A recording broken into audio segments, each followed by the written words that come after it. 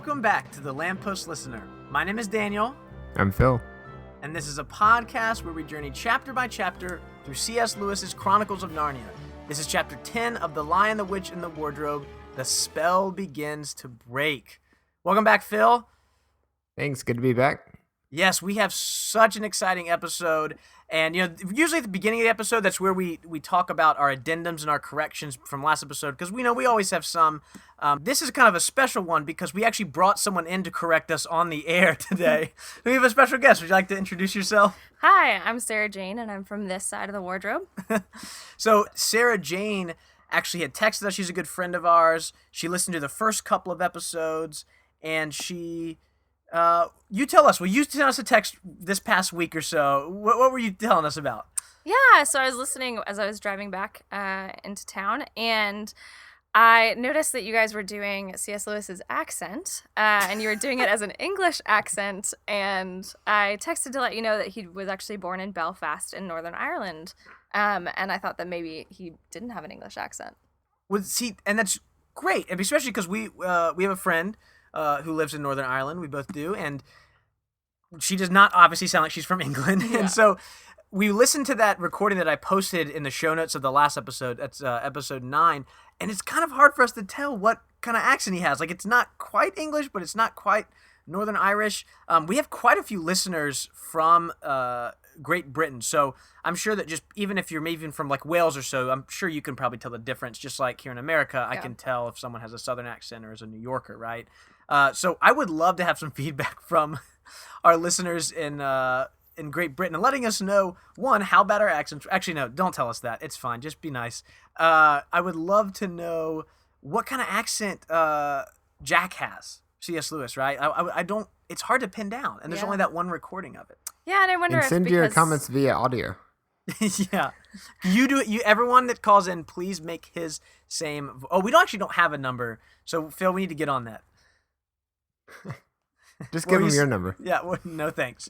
What were you saying, Sarah? Oh, I wonder if he's got more of a hybrid accent since he was born in Belfast, but then kind of grew up and spent some of his time in England. Yeah, he moved to England as a child. I want to say it was when he was like 9 or 10. I'm probably wrong, so this is how we'll probably start the next episode, is by me correcting when he actually did move to England. But I'm sure it's kind of, how like, well, my wife is from a very rural southern place, and so she used to have a really strong southern accent, but now that she's moved a little bit further north, she's lost some of that. So but she still has some of it. It comes out sometimes, and I feel like it's the same thing with C.S. Lewis, that it probably just comes and goes in certain areas depending on where he is. But it is now time to jump into the episode. We left off with Edmund sneaking off to visit the White Witch's castle. The White Witch has readied her sledge, going to the Beaver's Dam. And Phil, it is an even episode, which means that you were here to break down the chapter summary. That's right. I'm ready. All right, man, take it away.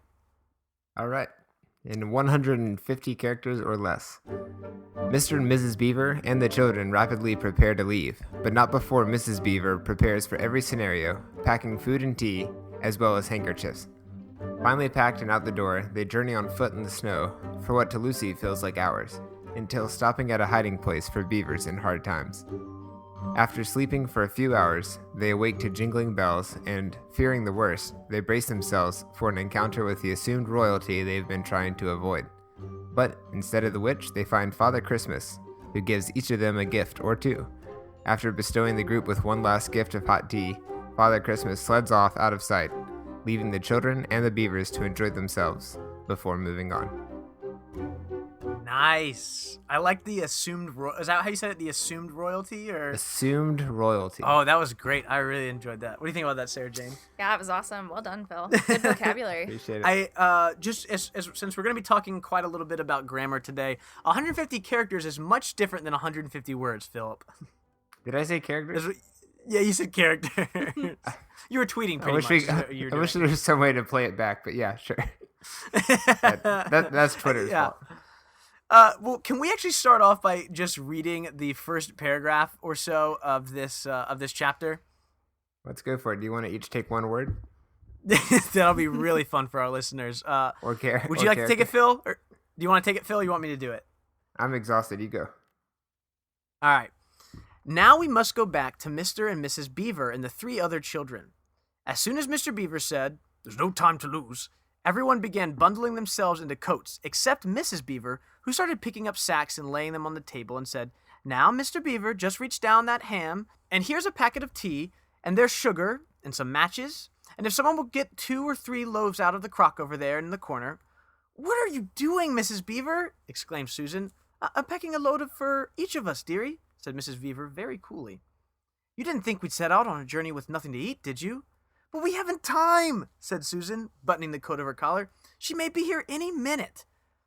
And I just absolutely love the way that C.S. Lewis starts off with, we're kind of getting that frantic energy of, literally the last chapter ended with the bells being taken off of the sledge of the White Witches so she can surprise them, and then we go right back to the Beaver's Dam, and things are really hectic. What do y'all take away from this? I love how calm Mrs. Beaver is. She's got her head in the right place. She's packing snacks, and I think that's really important. What stood out to me is just like the other day where I think Phil was talking about the trout and the fish not being sentient, even though the beavers are. Yeah, when he pulled the ham down, I was like... So we can't talk too much about this because we have bound ourselves to not move forward in the text, but when we get to the magician's nephew, there will be a part where we can clearly explain why some of the beasts are able to talk and some are. Like that's, I don't know what C.S. Lewis was thinking at the time of this, because I was just reading through Paul Ford's Companion to Narnia, the book that I brought up rather recently, and he actually has a timeline of when C.S. Lewis was writing these books. And C.S. Lewis had not started on The Magician's Nephew by the time that this book is finished. So I don't know if he had planned for them to be, talking beast and non-talking beast yet. But they're definitely, later on, we do get an explanation for why there are some animals that can't talk and that's okay to eat them. But I think we'd all agree it probably wouldn't be okay to eat Mr. Beaver. Like, I don't know what's going to happen if... No. I think, let's go ahead and say no. It's not okay to eat Mr. and Mrs. Beaver. Although... I think it's a pescatarian society. But okay, I can't go any further. That eats hams. I have some examples later on in this series that prove that's incorrect, but I'll stop there. So tune in to episode 92. Yeah. Speaking of the beavers, though, I have a confession about these characters, because you, Phil, said you really like the way that Mrs. Beaver's kind of coolly preparing the school mode, my bad. She's preparing the children, and she's getting them the snacks and everything, and I have to confess, I really don't like Mrs. Beaver, and I also kind of have never liked Mr. Beaver either. It hasn't come up yet, but they're easily my 2 least favorite characters in this story, which I know is like not... I'm going to upset a lot of our listeners because I know so many people love Mr. and Mrs. Beaver, but I think this is one of the examples where I think she's very well written, and I see what C.S. Lewis is trying to do, but as listeners can probably tell, I have a lot of energy, and I move around very quickly, and so it's like killing me on the inside that she's like slowly packing everything. I'm like, Mrs. Beaver, we gotta go. What are you doing? But right. I love the back and forth too, where Mr. Beaver's like, "That's what I say," which comes right after the part you read, where it's like, "But we haven't any time. She might be here any minute." Mr. Beaver's like, "Yes, I agree," but he's also not pushing it because they've probably been beaver married for a while. I think it's just still called married. I will say this. I do love the way that C.S. Lewis portrays their marriage. I think it's really beautiful. I think they do get fed up with one another, which happens in marriage. They do get frustrated and annoyed at sometimes, but it's very clear that they deeply care for one another. And so I really like that. And again, it's not that I hate these characters. They're just probably my least favorite out of a book in which I love all the characters. So it's not like I hate these characters, but they're not my favorite. I get that. So any other thoughts before we leave the dam here? I love how Mrs. Beaver goes, she can't be here for a quarter of an hour at least. That's 15 minutes. That's so little. But she's framing it in a way that supports her argument, which is... Oh, we got so much time. Yeah, they're not going to get very far in 15 minutes. No. I wasn't going to mention that line just because... You've already been so harsh to Mrs. Beaver. Yeah, I didn't want to be mean to her, exactly. listeners know that I have a commonly brought up question, which is I don't understand where things are in Narnia. I'm very unsure where things are. I don't know if you've listened to all of our episodes yet, Sarah J. I have. Oh, wow, that's impressive. And actually, this is airing before many of them have I think only the first 4 episodes are actually out at the time that we're recording this. So you got you're pretty special. VIP status. I'm just not quite sure how the time works out, and I'm not going to get into it because I've made this argument before, and we're not going to get anywhere. So, Phil, do you think we should leave the dam and head along the river? I have one more note. Okay. So Mrs. Beaver says there's 5 loads, and the smallest for the smallest of us. That's you, my dear, she added, looking at Lucy. So Lucy is smaller than the beavers. So these are fairly large beavers, right? To me, it's questionable. Have you seen a beaver in real life? It's about the size of a penguin, right? Wait, have you? I don't think I actually have ever seen a beaver in real life. I don't even think in I've a ever zoo. seen one up close. We should go to the nature center. Do you think they have one? Yeah. Oh. What Phil, are you guys doing right now? Yeah, you guys busy right now? Phil, have you seen a beaver in real life? I feel like I've seen one like from a distance, maybe at like the Hoover Dam or something. See, It's quite a distance. he just made it. I'm gonna pass over that bad joke. I think it's questionable their size. It depends on what Mrs. Beaver means by smallest. Like I kind of took that as her saying youngest, like which one of us is the youngest? Because Lucy is 8, according to again that book I keep going back to, Paul Ford's Companion to Narnia. She's 8 years old here. I work with 8, 9, and 10-year-olds, and that'd be a huge beaver. Like even a small 8-year-old is a very large beaver. Then again, maybe we have some listeners that are live in places where beavers are, and they can tell us if we're wrong or not. I assumed more she was speaking more to like the smallest as in like the youngest of us, and that's why they're and the beavers being animals, they can carry more than a little girl and stuff. But are you picturing them as being large, much larger than Lucy? I love little things that give hints about what the characters may do in the future or how big they are, and it comes up in a few paragraphs where they're hiding and they're obviously all able to fit into the same hiding spot. So I'm assuming they're around the same size, but I guess this is just another thing to look out for when we watch the movie. And the BBC version, because that's where we've talked about it before. That's where have you seen this, Sarah Jane? I don't think so. You've not seen the BBC. Have you seen you've seen the Walden Media Disney movie, right? I've seen the Disney movie. Okay. Yeah, we'll have to I'm really excited to go revisit the BBC version because they're, if you don't know, Sarah Jane, they have, it's like humans, obviously. It's an actor and an actress like dressed up in like these beaver like suits, and their faces are still human faces. That sounds and kind so of terrible. The beavers are way bigger than the kids, and they all only walk like on 2 feet. So it's feet. What do they have? Like feet. Yeah. Okay. We obviously fact is, the beaver for Mr. Beaver was played by Josh Brolin. No way. Did I say that wrong? Dang it. It's Josh Brolin. I'm editing that out anyways because you messed up the joke.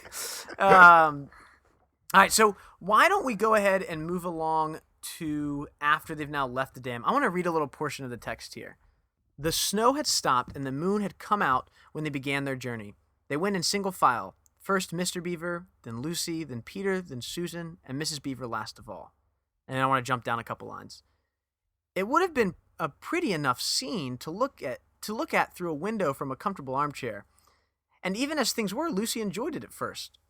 But as they went on walking and walking, and as the sack she was carrying felt heavier and heavier, she began to wonder how she was going to keep up at all. And she stopped looking at the dazzling brightness of the frozen river with all its waterfalls of ice, and at the white masses of the treetops, and the great glaring moon, and the countless stars, and could only watch the little short legs of Mr. Beaver going pad, pad, pad, pad, through the snow in front of her, as if they were never going to stop. Then the moon disappeared, and the snow began to fall once more. And at last Lucy was so tired that she was almost asleep and walking at the same time, when suddenly she found that Mr. Beaver had turned away from the river bank to the right and was leading them steeply uphill into the very thickest bushes. And then as she came fully awake, she found that Mr. Beaver was just vanishing into a little hole in the bank which had been almost hidden under the bushes until you were quite on top of it.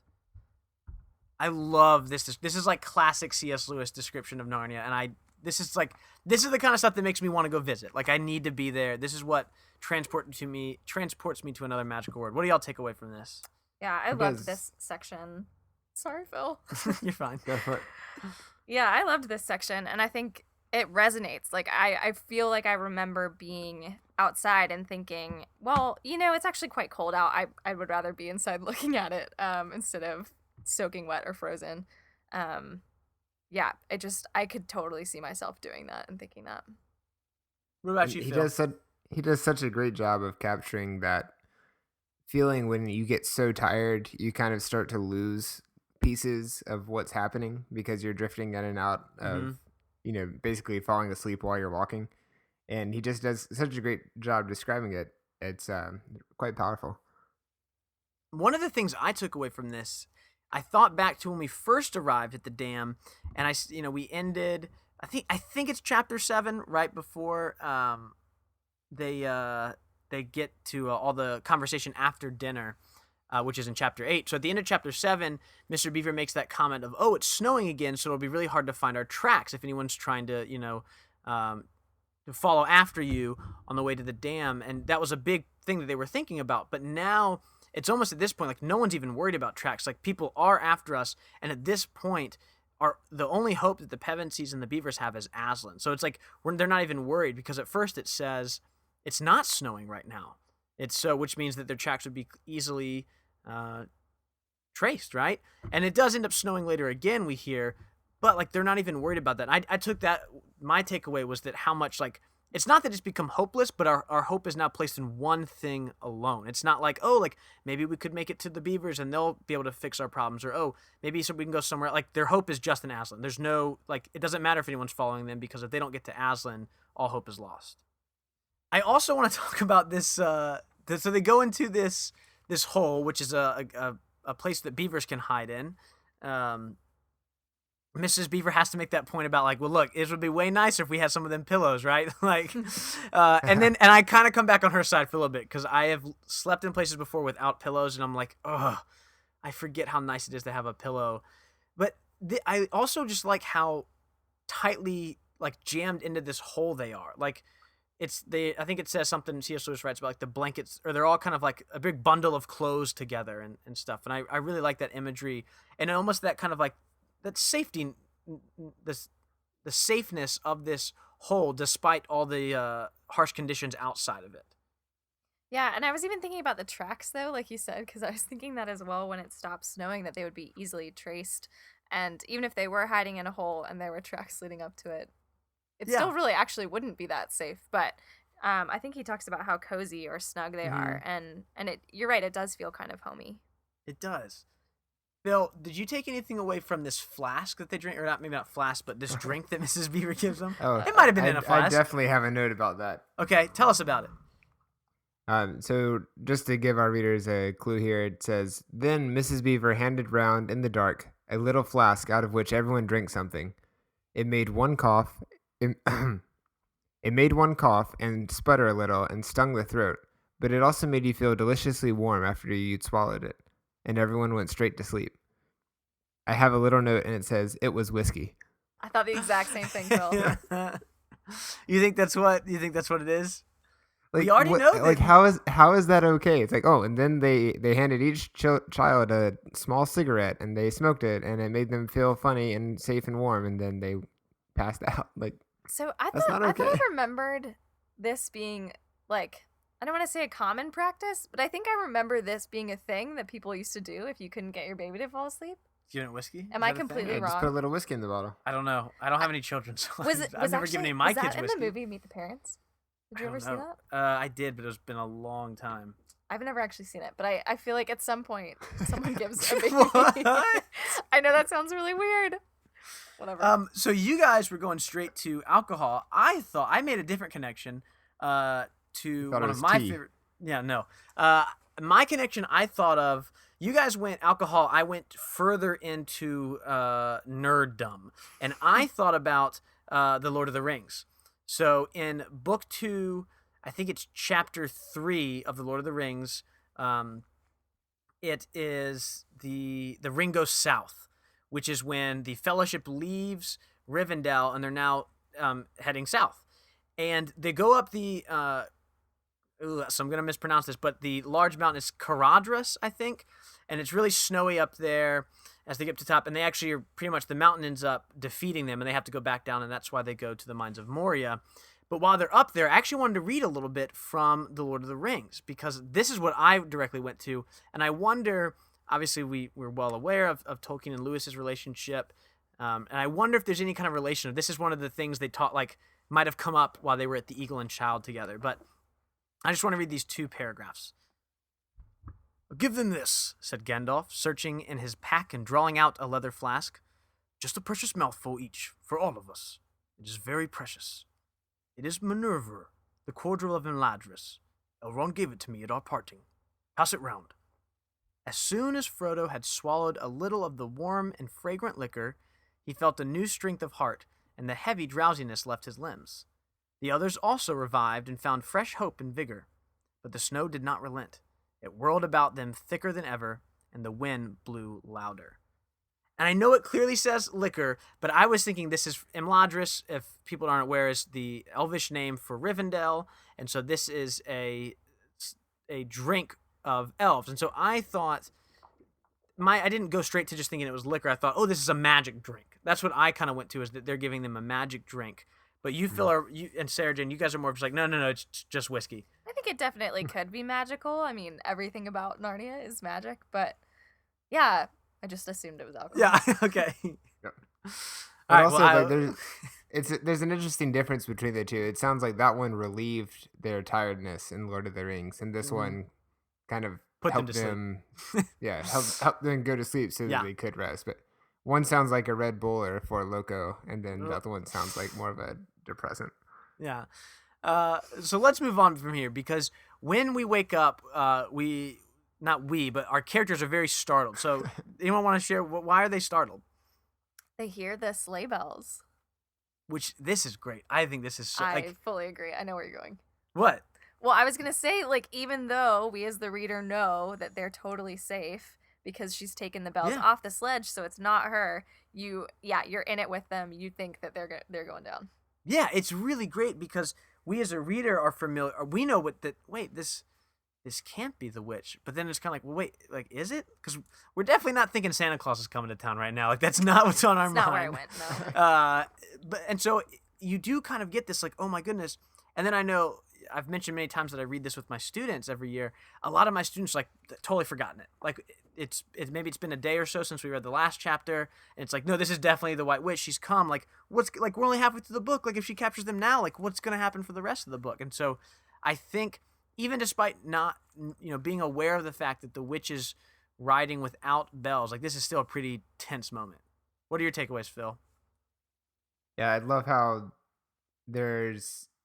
you have the jingling bells, you think it's going to be one thing, and then something completely unexpected happens, and it's Father Christmas. Before he arrives, I have a question for y'all. And it's maybe going to make me sound stupid, and it has more to do with grammar.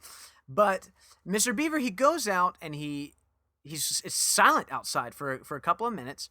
And then there's like, oh my gosh, he's been taken. Oh my goodness, like, what are we going to do? But then he comes back, and you hear this. "It's all right," he was shouting. "Come out, Mrs. Beaver. Come out, sons and daughters of Adam. It's all right. It isn't her." This was bad grammar, of course, but that is how beavers talk when they are excited. I mean, in Narnia. In our world, they usually don't talk at all. Which, C.S. Lewis, I know, this is a podcast about him, but we're just going to continue talking. What a phenomenal writer. I love this humor. We're interjecting into this scene and kind of juxtaposing it to a couple paragraphs before the tenseness of the scene. Mm-hmm. So what's the grammar mistake? It isn't her. So I was thinking about this. So her is an objective pronoun, and in this sentence, that would make sense because the subjective pronoun is it. The verb is because if you combine the not with the contraction, it would be isn't. Her would seem to be the objective pronoun. Why is it not her? I think the sentence is supposed to be it isn't she. because she is Yeah. the subject of the sentence. Oh, that is It right. would be That's like, good. it Yeah. isn't he, it isn't her. That's right. Yeah, I was like getting so far into my head thinking Yeah. about like objective and subjective pronouns. So if you switch the sentence around, it would be like she isn't it, which makes sense. Which does make sense. But yeah. if you flipped it around the way that it's written, it would be her isn't it. Yeah, it's fine. I don't get paid to teach students this kind of stuff all the time. It's fine. So I do love the way her is emphasized. So you read it slightly differently than I had it in my head, but I pictured it more like he who must not be named, where it isn't her.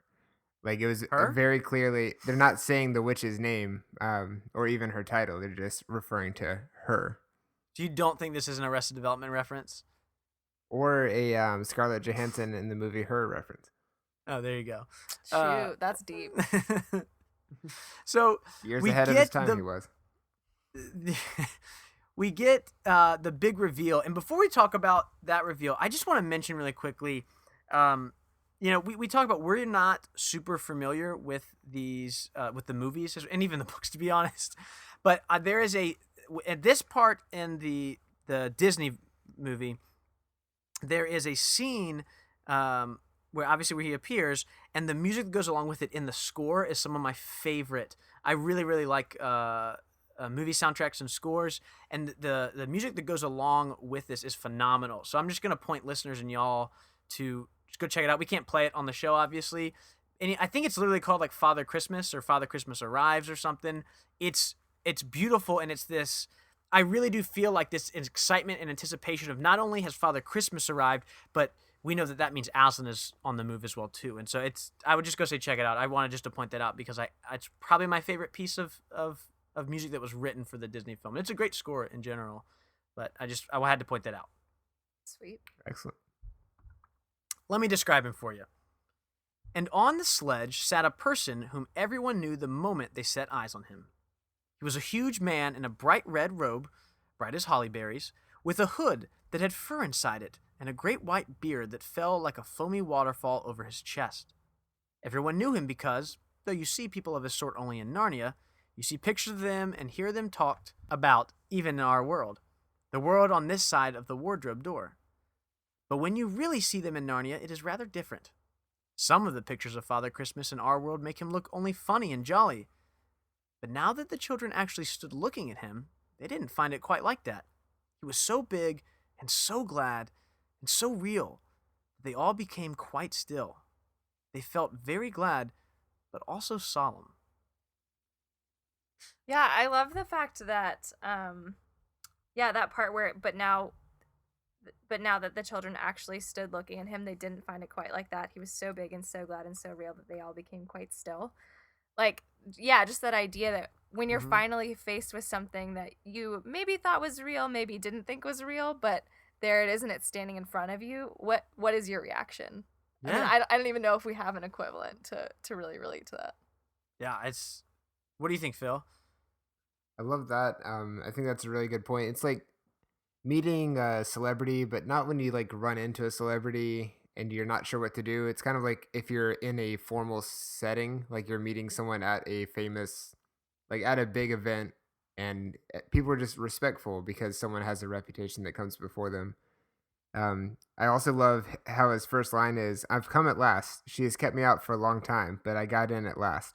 So Father Christmas isn't able to do everything, and he was obviously trying to get in. And I love that, like, her magic was able to keep him out for a while, but this is demonstrating that her magic is fading. And it also gives the children hope because they don't know about the snow thawing or anything. That's good. This is really fun when we read this in my class because even when we get to some pictures of Father Christmas in our world make him look only funny and jolly. That's kind of the big reveal. Like, oh, like if you still hadn't gotten it, you've now heard the name, so now you know.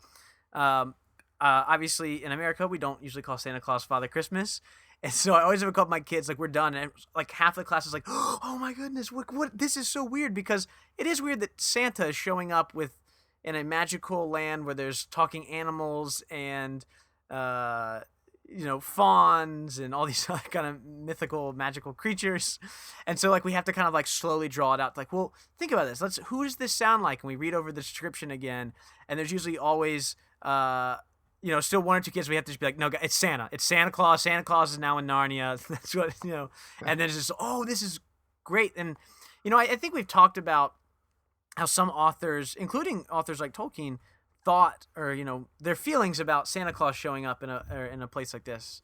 And I know that C.S. Lewis got some flack for that, but I love it. I love that Father Christmas is here.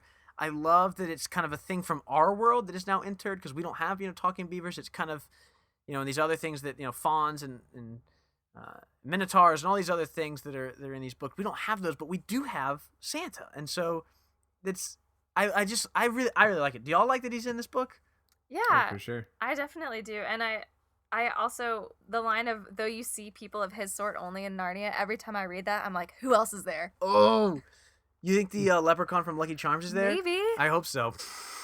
I bet he has an Irish accent. He might have some thoughts on how to use what C.S. Lewis's accent was like. Yeah, that's the guy to ask. So, moving on from this, I wanted just to share something really quick. As I was reading some Christian authors' take on the arrival of Father Christmas, one thing that always strikes me as we talk about this books is how many people read these not realizing a lot of the Christian themes inside of them, which is okay, and I think they can be enjoyed from that perspective. And obviously, you don't have to be a Christian to enjoy our podcast as well, I don't think. But I grew up in a Christian household, and I am a Christian, and so I like it. It was always very clear who Aslan was. It was always even like reading Prince Caspian and Voyage of the Dawn Treasure. I could see, maybe not as much as I do now as an adult, but I could see a lot of the Christian themes. But I was reading about children who would write to C.S. Lewis in the 50s asking about Aslan, because can't get too far ahead. At one point in the series, he's going to tell children that they have to learn him. He has another name here in our world. Aslan tells some of the children that. And so children would ask, like, wait, what is his name? What's his name?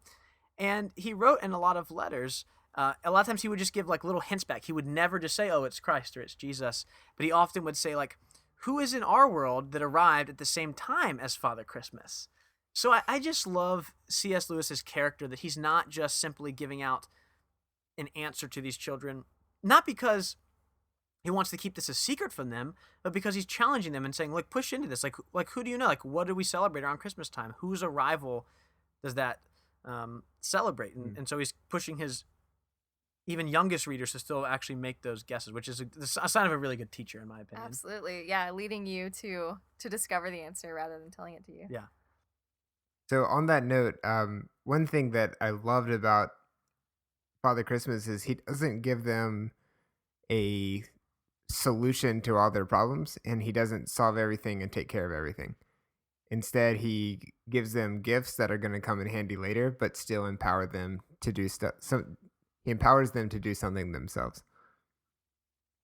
Yeah. Do you guys want to talk about the gifts here? Yes. Let's do it. All right. Let me, instead of reading from the book, I want to read a section from Paul Ford's Companion to Narnia on Father Christmas. We're already going a little long, and that's fine, but I don't want to spend the whole time reading through the whole part, although it is beautiful. Just give me 1 second. So Paul Ford is just writing in his entry on Father Christmas. He writes about some of the gifts, and he writes this about Father Christmas. He brings gifts to the children and to Mr. and Mrs. Beaver. For Mrs. Beaver, a new and better sewing machine. For Mr. Beaver, a finished dam with the new sluice gate. For Peter, a shield and sword, sheath and sword belt. Tools, not toys. For Susan, a bow and quiver of arrows and a little ivory horn. To Lucy, a healing cordial and a diamond bottle and a dagger. And tea for all. So those are the gifts that the three children receive. Obviously, Edmund is not there, so he does not receive any of the gifts. I'd like to talk about each of these characters and their gifts. Who do y'all want to start with? Peter. Great, let's talk about Peter. So Peter gets the sword, the shield, the sheath, and the sword belt. What do you think this signifies for him as a character? It almost feels like a mark of maturity or like acknowledging that he is a man and the oldest man and being given this role of, waging war and carrying that that responsibility, which is huge. And I think it really hits home when he says they're tools, not toys. Mm-hmm. Like that idea that you were maybe playing with sticks in the yard before, but now you're being given actual tools. That's good. I also noticed with your comment about tools, not toys, every single character present, even Mr. and Mrs. Beaver, everyone gets kind of useful gifts. Like a lot of times here in our world, a lot of Christmas gifts are more like they're superfluous things. They're things that are, I mean, they're fun and we enjoy them and it's great to receive them, but they're not necessarily always things that we need. Whereas the Pevensies and the Beavers are all getting things that they need, things that they're going to use in their daily lives. It's not like some kind of toy you might receive. And so I think that comment isn't just for Peter. I think it's for all of them. Mm. So who's up next? Let's talk about Susan. So what does Susan receive? She receives the bow, arrow, and obviously her famous horn. What do we make of this? Seems like it's kind of designed for her to be in the battle, but also at a distance. They don't have sniper rifles here, but she's going to be able to shoot from a distance, and it says it's not easy to miss. So it must be something special about the bow and arrow, and then the horn to call in reinforcements. I get a sense that Susan's gifts are more for self-defense and not for, say, open conflict. Does that make sense? Like they're more to defend herself and less to go waging into battle? Yeah, that does make sense. And I think the idea of a horn that calls help in a time of need and a weapon that allows her to be farther off, she's got the ability to see the whole playing field, and it is her responsibility to use wisdom and discernment to figure out when they need help and when they're fine, and kind of how to navigate all of that. She's orchestrating the whole thing. This is why we had you on, because I've never thought of that, and I'm like, that's like, it's such a a lot of times I think I read this and go, well, Peter gets the way better gifts than everyone else. Like, What a boy. Yeah, this is true. I am.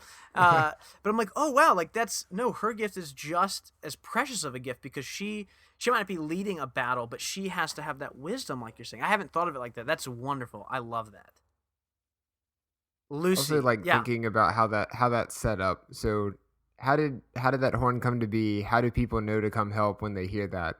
And that's the great part about the magic stuff is it kind of fills in the gaps and it leaves it up to your imagination a little bit, and hopefully we'll get to see how that plays out. Yeah.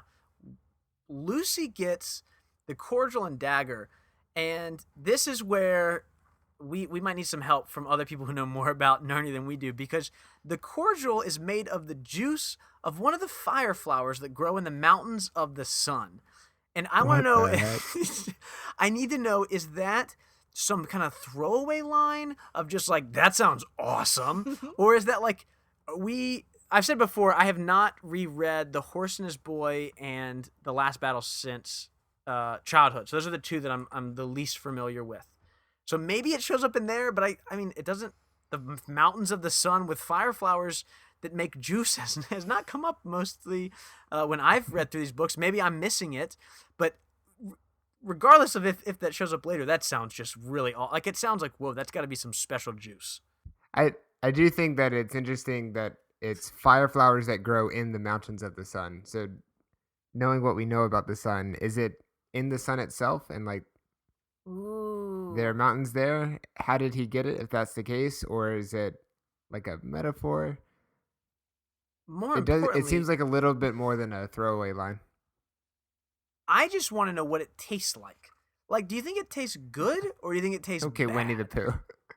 I mean, surely the sun tastes delightful, don't you think? Like, do you think it tastes like orange juice? Like Kool-Aid? Like, what do you think it, like, in my opinion, I think it tastes like kombucha. That's what I'm thinking this tastes like. It's kind of hard to, like, take down, but you also really, at least for me, I really like kombucha. But it's an acquired taste. I mean, you're not going to be drinking this just for fun, obviously, but even when you get the one drop, it's got to have some kind of taste. Maybe it's more like Listerine, but you have to swallow it. It definitely. And do you drink it or do you put it on the wound? You'll have to find out, Phil. I'm not going to tell you. So Lucy gets that. Do we want to talk about Mr. and Mrs. Beaver, or do we want to talk more about Lucy here? I think you want to focus on Lucy. All right, let's talk about Lucy. Let's get to a line that we gotta talk about here. Can I read it? Yes, please. Great. So yeah, Father Christmas gives Lucy the juice, as we talked about, and then the dagger. And he says, "And the dagger is to defend yourself at great need, for you are also not to be in battle."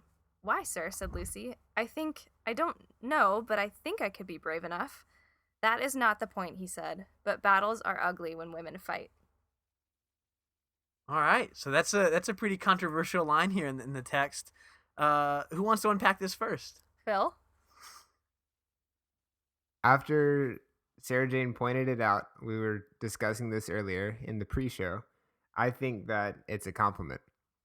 I think that he's saying, like, he's not saying that battles are like different or not effective in a negative way. It's just they get ugly when women are involved. And I think he's saying like it's just like a different type of fighting. Yeah, it's funny because I kind of think of this in two ways. And yeah, so in one way, he could be saying the battlefield is not a place for a woman. It's like ugly to see that kind of carnage with women. He could be saying that. Or he could be saying, do you know that scene in Mean Girls where she's at the mall and she's describing the scene by the fountain? And they're like all like African animals and stuff. Yeah, she just relates it to a jungle and kind of like this hierarchy of animals. Yeah, I think about like maybe it could be that he's saying that women fight really dirty, and my middle school experience would back that up. Yeah, and one thing let's unpack that. Yeah. What's really interesting is I feel like this is true that I like this line way more. I dislike this line way more than you and Phil do. I feel like this bothers me a lot more than I think it bothers either you two. And I think what's interesting for this to me is that both of y'all have people in your immediate family who serve in the military, and I don't have anyone in my. And so like it's interesting that like y'all's takeaway is more of like, no, this is either like a compliment or this is like you were just saying, like this is like a true thing about maybe how women fight. And I'm kind of taking this away as like, this sounds kind of sexist to me. Yeah. I think I would feel like it was more sexist if he negated what she claimed to be. So she says, "I think I could be brave enough." And he says, that's actually not the point. Yeah. Okay. That he's not like calling her character or her ability into question, but that he's set aside a different way for her. Yeah, and I think even if C.S. Lewis were making a commentary, you've talked about before, having just gone through World War II, he's writing this. Even if he were making a commentary about women not being meant to be on the battlefield, and my sister-in-law's in the Navy, so, whatever. But it's the 1950s, and like that, I think there's a difference between being actively rude or mean about something and kind of just writing what is. And not to say that that's a great thing, and you could talk about that for ages, but yeah, he's not being actively unkind. Yeah, I think that's really good. I think there's different takeaways from it too. I was doing some research this past week, just reading different people's opinion, because there's people who are very much like, no, this is like what you're saying, Sarah, and there's people on the other end who are like, I can't read these books anymore because of stuff like this, which I obviously don't agree with that. But I wanted to read, a lot of people's perspective, because for some people this does seem to be, it brings out a lot of emotion here. Sure. And one of the things I read, I went over to our good friends over at NarniaWeb.com, and they actually have an article. I don't remember the exact line, but I will post it down in the description. The title of the article is something like, "Are the Chronicles of Narnia Sexist and Racist?" or something like that. And I don't necessarily agree with everything in there, but there's actually a lot of really good stuff, and I recommend reading it's a super long article. Phil, you can't read it because it spoils a lot of the series, and I know you haven't read them yet, so don't do it, Phil. Yeah, you're not allowed to read it, Phil. I'm looking at it right now. No. I'll abstain. One of the and it's a professor, Dr. Devin Brown from Ashbury College. I think this was like a speech that the professor gave, and Dr. Brown makes this point, which I thought was interesting, and is a different take than the 2 points that y'all have made. Dr. Brown says, "Father Christmas offers as his reasoning the claim that battles are ugly when women fight, a claim which could be said to tell only half the truth. Truth be told, battles are ugly when men fight also, a fact which Lewis, a veteran of the trenches of World War I, knew very well. Point 8 is that Lewis, or at least Father Christmas, who may be speaking for him here, is guilty more of romanticizing men's role in warfare than of being sexist. And I thought that was also an interesting take too, that maybe I was kind of maybe along lines with you, Sarah Jane, which is that he's going, oh, he's seen World War I, World War II, and Lewis is like, it's just bad in general, but maybe here he's romanticizing some of it. I mean, it's hard for us to know, obviously, because he's not around for us to ask him now. But I think there's just interesting takes to be had here, and so I really value y'all's insight. Definitely. I think as with all pieces of writing, I mean, it's a product of the time when it was written. It has a specific context, and that's important, but that doesn't negate its importance. Yeah. One other quote I found that's really interesting. Stephen Bush, he writes for a newspaper in the UK. He wrote that it's the inevitable destiny of the past to be found wanting by the present, and for the present to be found wanting by the future. Too true. Yeah, and so I thought that was a really great encapsulation of maybe what some people might take away from the scene. And I'll link his article too. I probably agree with even less in his article, to be honest, but I think that one line is really important. So I'll let listeners go and kind of form their own opinion there. So that'll be linked down in the description below too. Any last thoughts, Phil, or in Sarah Jane, before we kind of wrap up this chapter for the most part? That's it from me. I love that they finish on tea. It just feels so cozy. I have another question, which is, where was all this? I know it's a magic, like, it's literally Santa Claus, and so I shouldn't be, like, so surprised. But let's read all the stuff that comes out of there, which is that he brings, I'll read it. He brought out, I suppose from the big bag at his back, but nobody quite saw him do it, a large tray containing 5 cups and saucers, a bowl of lump sugar, a jug of cream, and a great big teapot all sizzling and piping hot. That teapot really just makes it's so good. How did he do that? Was it laying flat in the bag? Was it did he have it in Tupperware? Well, what was it in? Yeah, I mean, I'll counter your confusion by asking you a question, which is, how does he fit all the presents for all the children of the world in that one bag? Maybe Father Christmas is different in Narnia. Maybe he only comes to humans. Oh, gosh. Oh, that's not true. He just came to the beavers.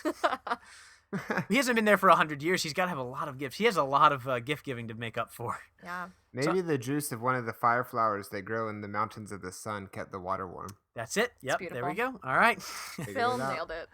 Next question. I think that is a great way to end this chapter. Time to be moving on now. Yeah. Exactly, which is how this chapter ends. And we're looking forward to chapter 11, which is Aslan is nearer.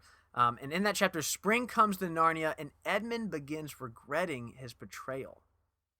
I'm really excited to get into that one too, Phil. Have you read ahead at all? Or are you still kind of in the same place where you really are not quite sure what happens detail-wise in the next couple of chapters? I can neither confirm nor deny where I am, but I am in. Okay. I finished chapter 11. Oh, okay. I won't say anything else then. Well, before we go, Sarah Jane, thank you so much for being on the show with us. Thanks for having me. Thanks for being here. Yeah, you will definitely have to come back in future seasons and to talk about more. Maybe we'll have you back. We can talk about the BBC Beavers. Get your thoughts on those. Do you have any kind of takeaways or thoughts just with this book in general before we let you go? I know you haven't thought about this, but I love being put on the spot. Yeah, I think it's a really beautiful story, and I actually do think it's an allegory. So we're gonna have to look up the definition for that.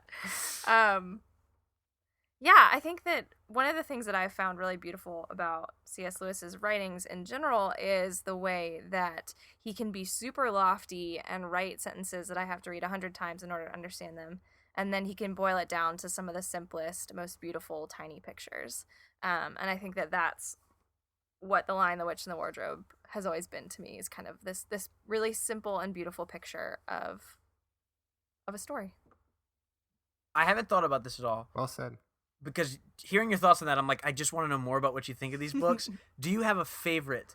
You can't talk about too much if it's not The Lion, the Witch, and the Wardrobe. But do you have a favorite book in the series? I do. Okay. My favorite book in the series is The Horse and His Boy. All right. Can you give us a non-spoiler blurb about why that book is your favorite? Yeah, I think, first of all, it's an adventure. Okay. Which is super fun. And I remember one of the lines from the book. Okay, you can share it?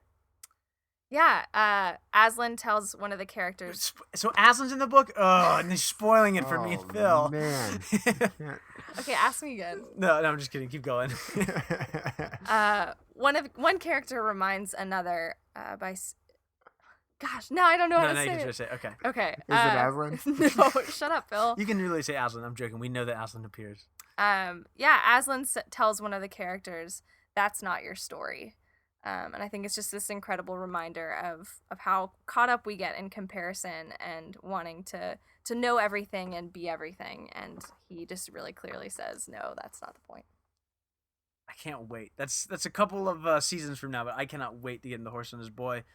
We have been really, really blessed to be able to get to hear your opinions, not only on this book, but then on some more of the series and stuff. I think we will definitely have to have you back. I know listeners will want to hear more of your thoughts as we go through this series.